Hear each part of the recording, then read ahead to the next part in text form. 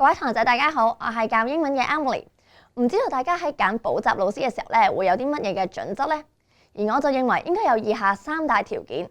第一就係有相關嘅學歷、專科、專教。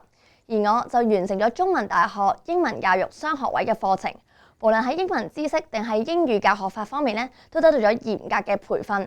而喺在學期間，我更加遠赴英國接受正規嘅英文老師訓練，真正嘅係出名門。而第二咧就係有相關嘅實戰經驗，而唔係紙上談兵。我喺2014年咧親自上陣，一剔過喺 DSE 裏邊考取咗全卷5星星嘅成績，唔單止證明咗我嘅實力，更加證明我教嘅技巧絕對係實用而且有效。第三就係有細心嘅配套，照顧到同學嘅學習差異。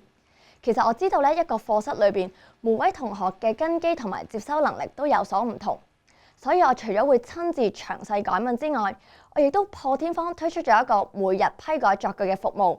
同學可以每日作5句嘅英文句子，我會當晚即時批改。